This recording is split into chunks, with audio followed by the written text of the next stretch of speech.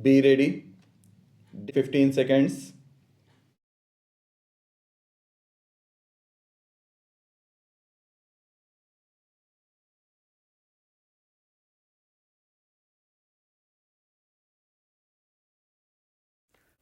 Unfortunately, the proper development of affiliated colleges has not received the attention it deserves.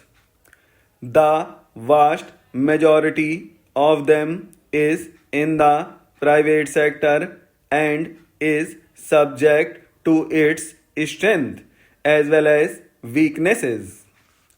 While some colleges in metropolitan areas are very big, about 45% have an enrollment of less than 500. As higher education is spreading to rural areas, the proportion of such institutions is tending to grow. As in size, they also show a very wide range in quality. Many of these institutions have low standards due to poor facilities and mediocre staff, while some are outstanding institutions which can compare favorably with university departments. Their finances are often unsatisfactory, especially because the grants in aid systems are generally out of date and often badly administered. The university is responsible for their academic standards, while the state government and responsible for their grants in aid. The dichotomy also adds to their difficulties, especially because the close collaboration needed between the two is sometimes absent. Added to all this, there is often an unhealthy rivalry between university departments and affiliated colleges or between the colleges themselves. I am of the view that in the larger interest of improving standards in higher education, it is necessary to concentrate for the next 5 to 10 years on improving the quality of affiliated colleges. Several measures will have to be taken to this end. The location of colleges will have to be carefully planned so as to avoid the creation of small institutions which tend to be uneconomic and efficient. Our attempt should be to ensure that within about 5 years or so of its establishment, each college must have an enrollment of not less than 500. The courses to be provided in colleges should be carefully coordinated, especially where a town or city has more than one college.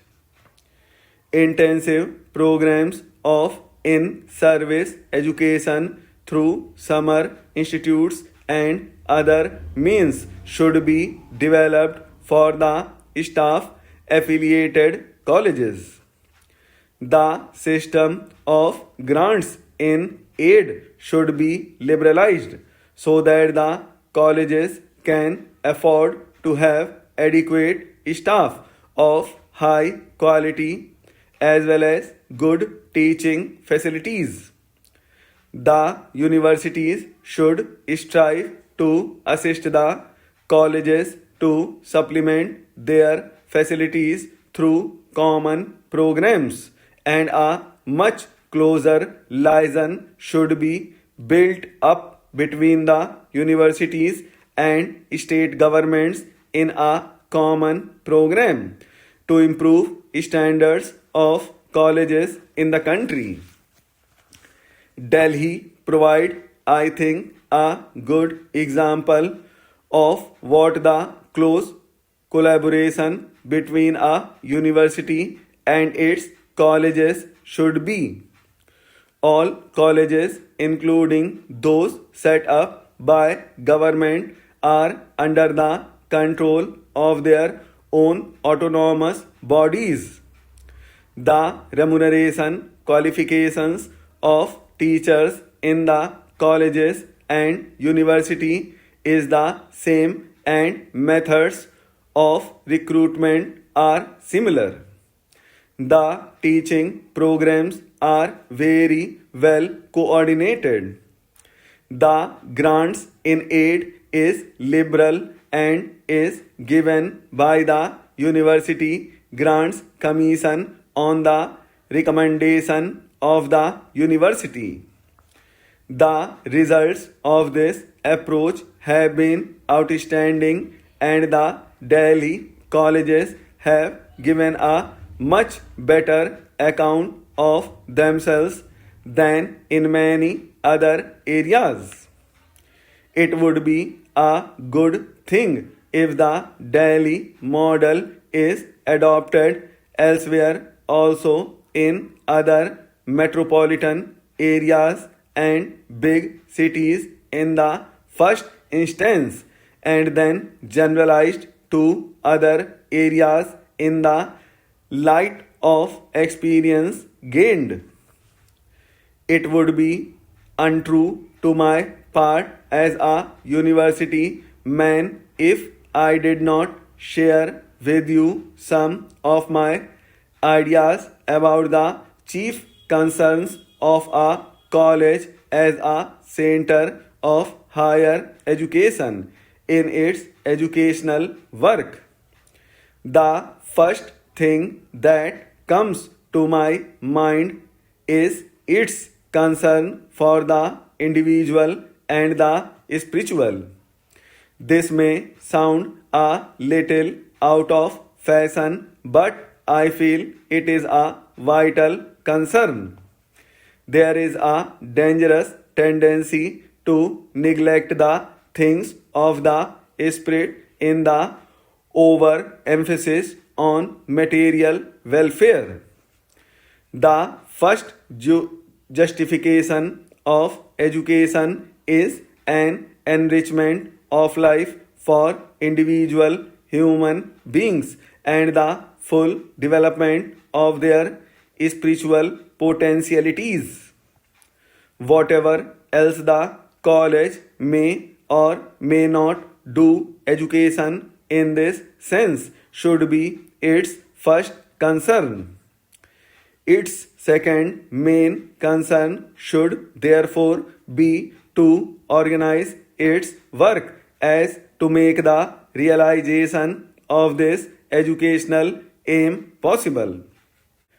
This implies mediation between the subjective mind of the educand and the objective mind concertized in the manifold goods of culture.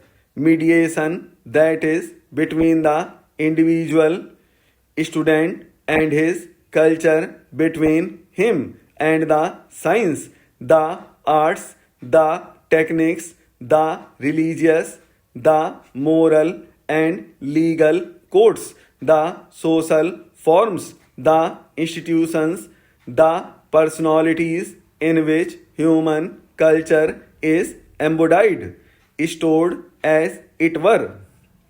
But every mind cannot get its nourishment indifferently from any goods of culture. There must be a correspondence between the mind to be educated and the mind embodied in the goods of culture.